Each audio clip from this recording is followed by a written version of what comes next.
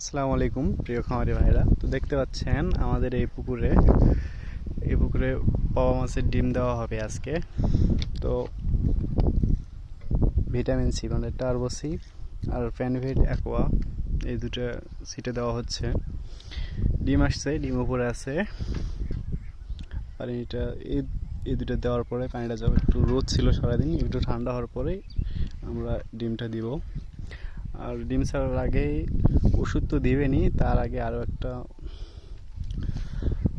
মই দিলে পুকুরে পানি যত ঘোলা করবেন পাওয়া মাছের ডিম ছাড়ার আগে যত ঘোলা করবেন সেত ভালো।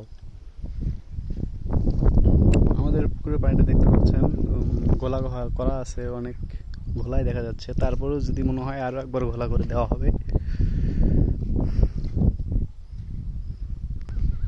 এই তো আমাদের সেই পাওয়া মাছের রেনু দেখা যাচ্ছে। এখানে 4 কেজি নিয়ে আসা হয়েছে, 4 কেজি দেওয়া হবে। দেখতে পাচ্ছেন